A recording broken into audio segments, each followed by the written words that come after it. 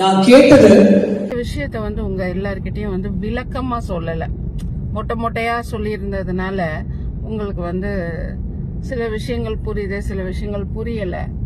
எதுக்காக ஆடியோ போடுறேன், அந்த ஆடியோவோட இது என்ன,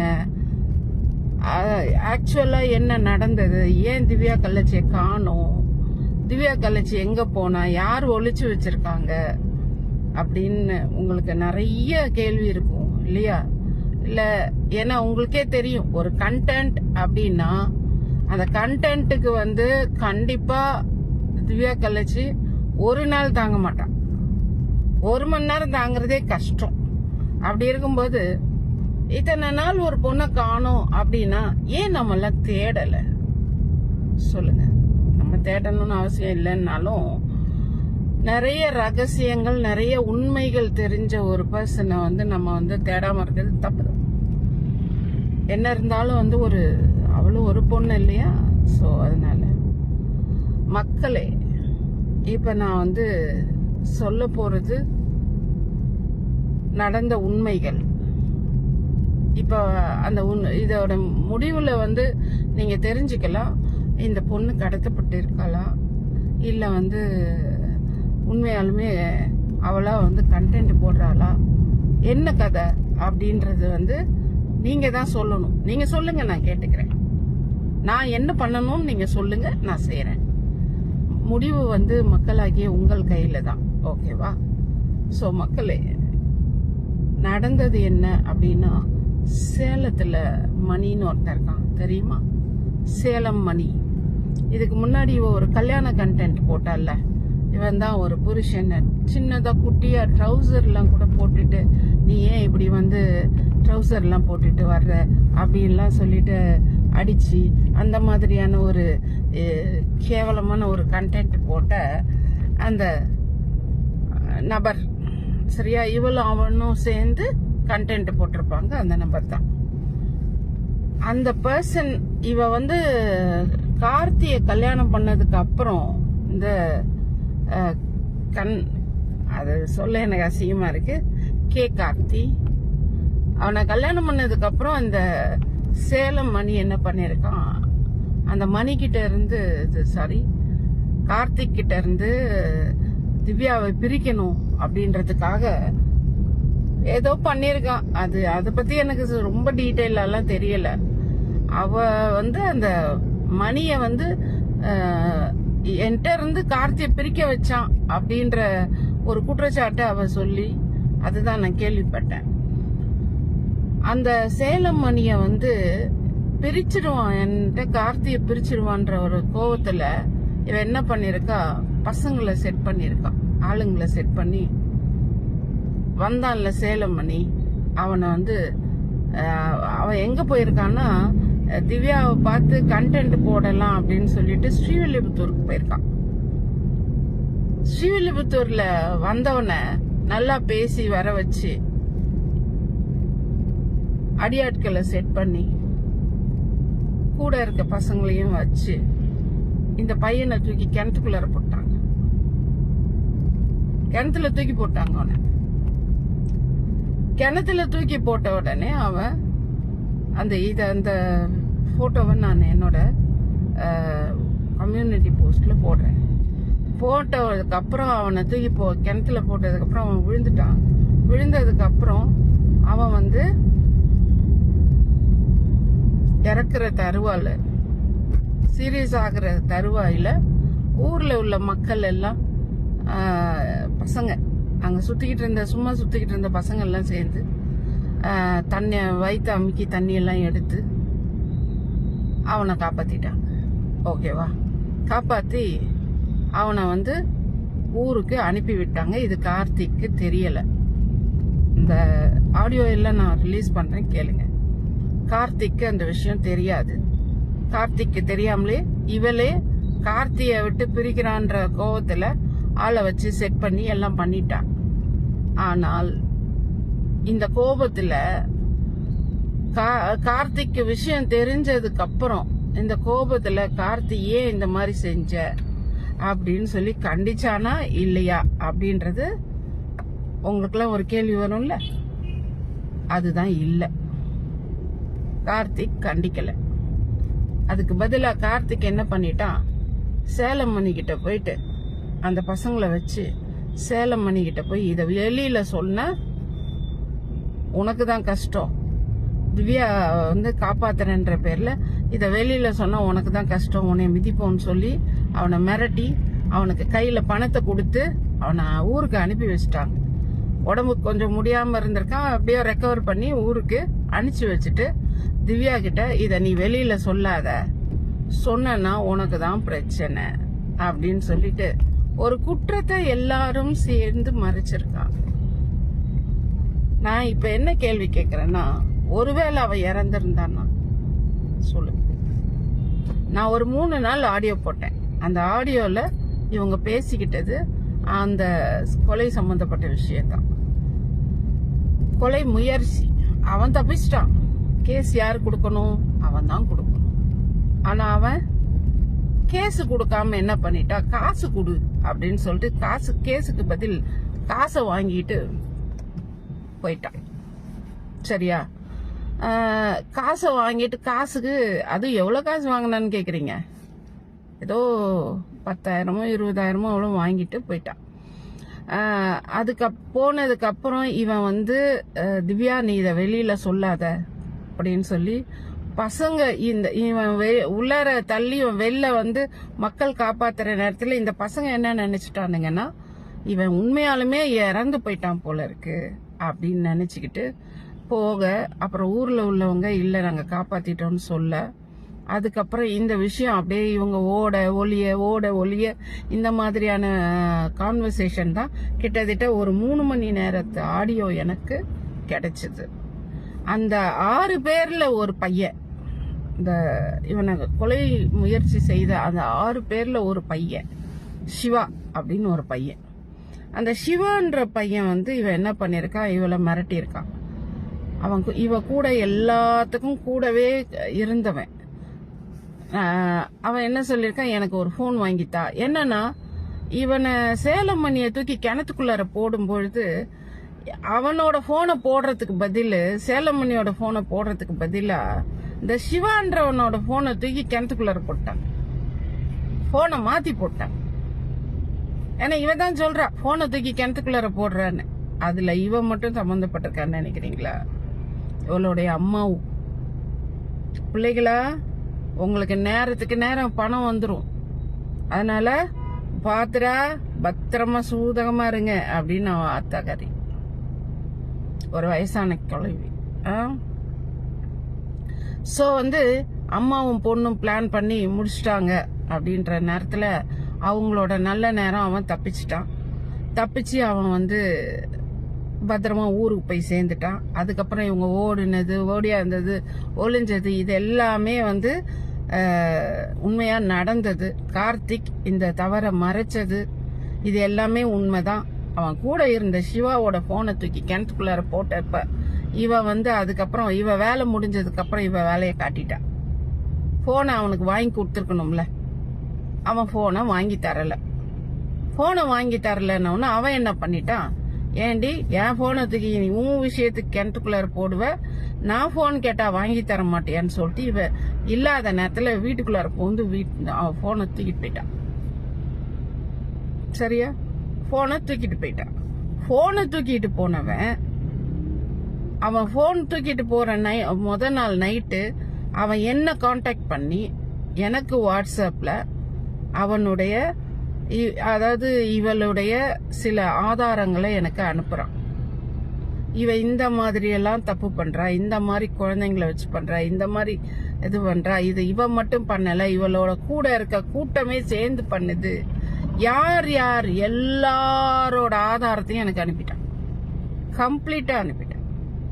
பேசின ஆடியோக்கள் வீடியோக்கள் எல்லாத்தையுமே அனுப்பிட்டான். இவங்க கூட இருந்த ஒரு கூட்டாளி அனுப்பிச்சிட்டான். அனுப்புனதுக்கு அப்புறம் இந்த பிள்ளைகள் சம்பந்தப்பட்ட விஷயங்கள் எனக்கு வெளியில வந்திருக்கு, நான் வச்சிருக்கேன். ஆனா மறுநாள் காலையில வீட்டுல போய் போனை தூக்குறான் போல இருக்கு. இன்னும் சில ஆதாரங்களை வந்து நான் தேவைப்படுமே அப்படின்னு யோசிச்சுட்டு இருக்கும்போது அவன் எனக்கு போன் பண்ணி போனை நான் தான் தூக்குனேன்ட்டான். போனை நான் தான் தூக்குனேன். இந்த போன்ல அந்த போன்ல வந்து அந்த விபச்சாரம் சம்பந்தப்பட்டு யார் யார்கிட்ட எல்லாம் வந்து யார் யாரெல்லாம் பேசியிருக்காங்கன்னு இவ என்ன பண்றான்னா, யதார்த்தமா எஸ்கே பேசுனது, இனியன் பேசுனது, அதாவது இவகிட்ட யாரெல்லாம் அந்த தொழில் பத்தி பேசினாங்களோ எல்லாமே ரெக்கார்டு. கிட்டத்தட்ட ஒரு 4 வருஷத்து ரெக்கார்டு. மேடம் வந்து அச்சுன்னு தும்முனா கூட ரெக்கார்டு போட்டுருவாங்க. காத்து கருப்பு கலைக்கெல்லாம் ஆல்ரெடி கல்யாணம் ஆகி குழந்தை இருக்கு, அதை ஏமாத்திட்டு இன்னும் பொண்ணு கூட வாழ்ந்துகிட்டு இருக்காங்க. ஸோ இது எல்லாமே பாத்தீங்கன்னா மொத்த டிக்டாக் கும்பலோட ஆடியோ ரெக்கார்டிங், வீடியோ ரெக்கார்டிங் எல்லாமே அந்த போன்ல இருந்தது.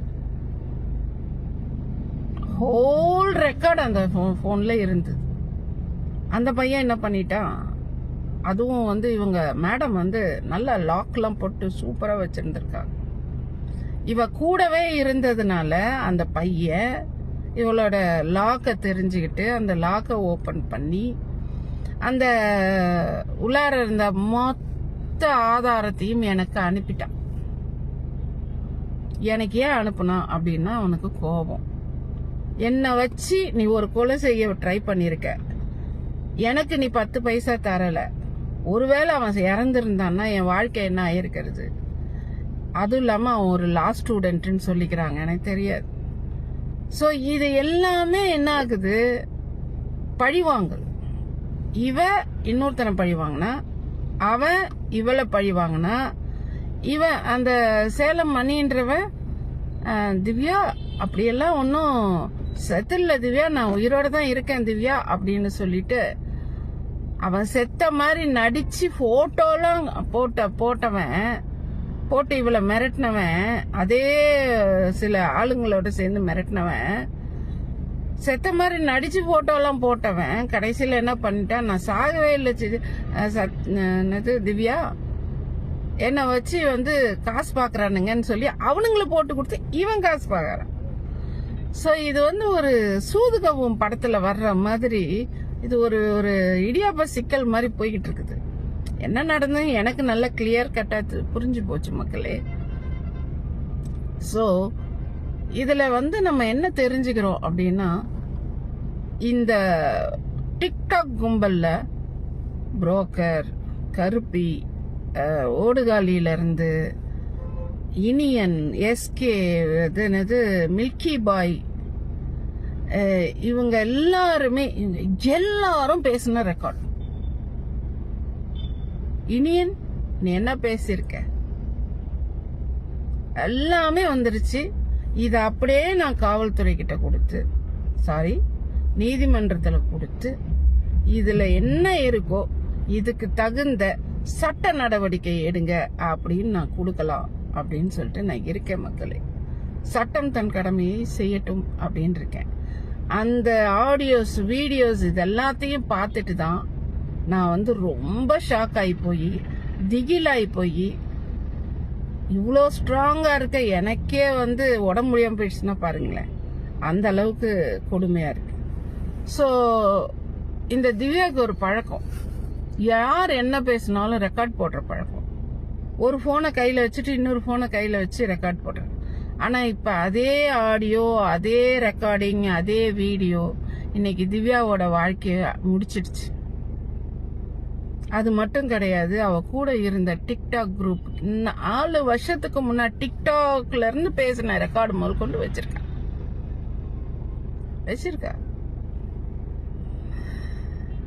எனக்கு அதை கேட்டு நான் ஈவன் ஆலிஸ்க்கு கூட நான் அதெல்லாம் அனுப்பல. ஏன்னா நான் எதுலையுமே ஆலிஸை வந்து இன்வால்வ் பண்ண வேண்டாம் அப்படின்றதுனால, ஏன்னா அவன் பிரெக்னெண்டா இருக்கா, அவளை தேவையில்லாம டிஸ்டர்ப் பண்ண வேண்டாம் அப்படின்ட்டு எல்லாத்தையுமே நான் கேட்டு இப்ப கேக்குறதையே விட்டுட்டேன். எனக்கு கருமம் என்ன இருக்க போகுது போ அப்படின்னு சொல்லிட்டு பத்திரமா எல்லா ரெக்கார்டும் நம்ம கிட்ட தான் இருக்கு. இதை நான் நீதிமன்றத்துக்கிட்ட கொடுக்க தான் போறேன்.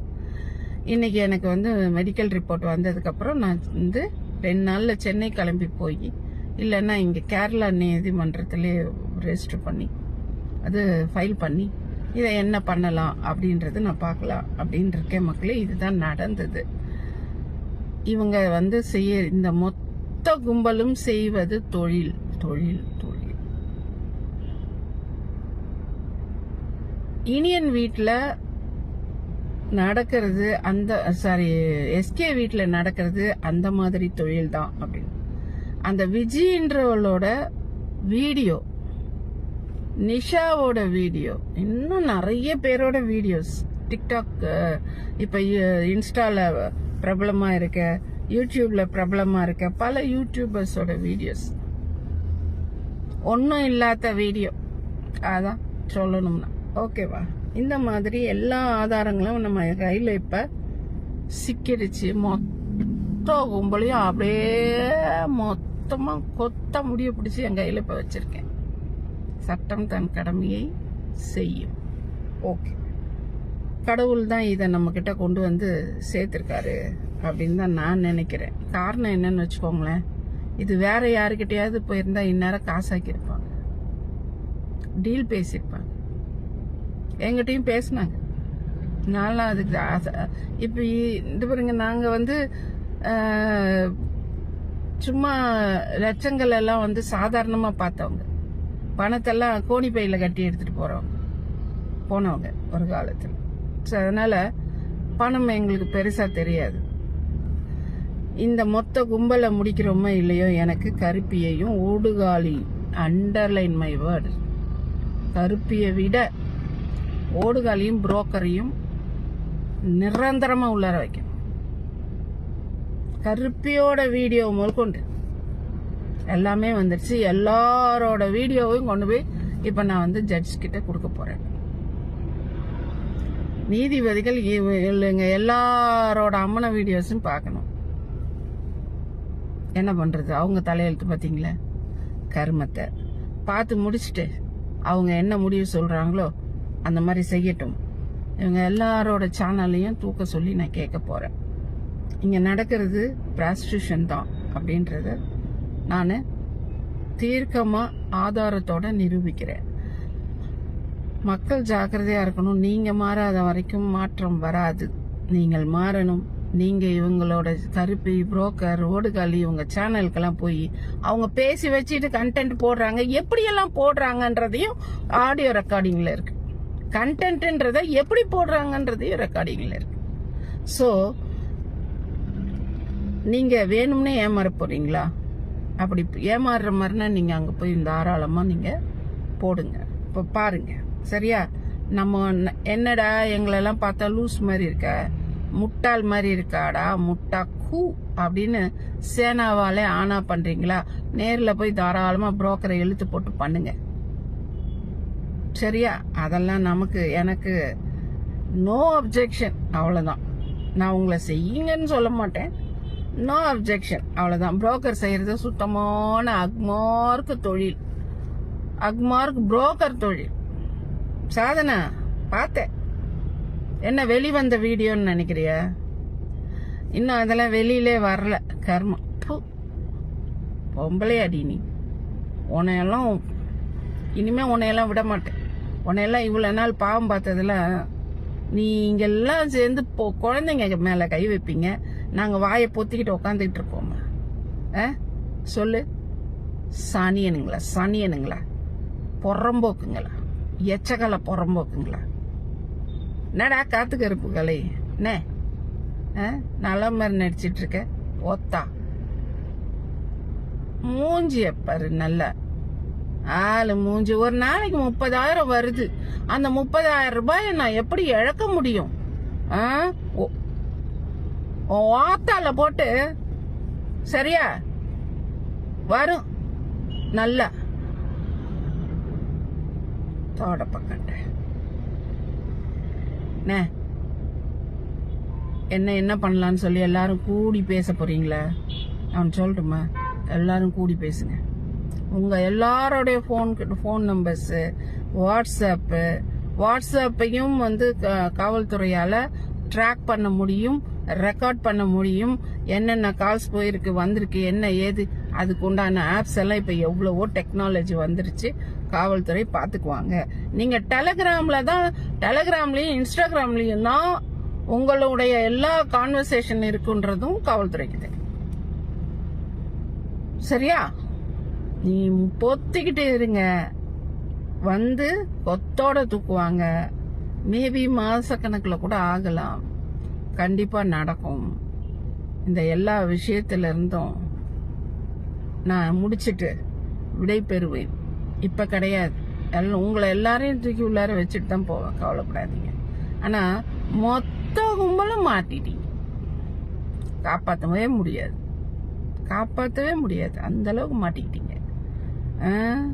என்ன பண்ண போறீங்க சிவாஜி? மூஞ்சி மொகர கட்டையும் பாரு நல்லா. எச்சக்கலை புறம்போக்குங்கள தொழில். அதுவும் காலேஜ் வரைக்கும் போய் காலேஜ் பொண்ணுங்களை கூட்டிட்டு வர்றது. நடி குழந்தைய தலைய தடவி தடவி காட்டி நான் சிங்கிள் விமன் அப்படின்னு சொல்லிட்டு அங்க காலேஜ் பிள்ளைங்களெல்லாம் அனுப்புறது. ஏய், காலேஜ் பிள்ளைங்கள ஊட்டிக்கும் கொடைக்கானலுக்கும் எதுக்கு அனுப்புன? சுமதி, உன்னதான் கேக்குறேன். காலேஜ் ஒரு பிள்ளைங்களுக்கு 4 பொம்பளை பிள்ளைங்க, 2 பொம்பளை பிள்ளைங்க, 3 பொம்பளை பிள்ளைங்கன்னு நீ வெயிட் பண்ணு, வர்றோம். அதாவது கண்டென்ட் பண்றதுக்காக வந்திருந்தோம். நானும் திவ்யா கலட்சியம் அத்திக்குளம் வந்திருந்தோம். ஓகேங்களா? அப்போ வந்து இந்த சித்ரான்ற ஒரு லேடி வந்து எங்க கூட திவ்யா கலட்சி கூட பழக்கமாகறாங்க.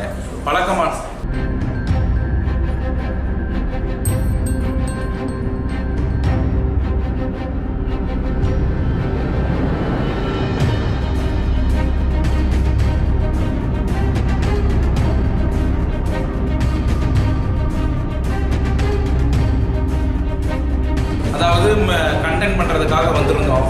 நானும் திவ்யா கலட்சியம் அத்திக்குளம் வந்திருந்தோம். ஓகேங்களா? அப்போ வந்து இந்த சித்ரான்ற ஒரு லேடி வந்து எங்க கூட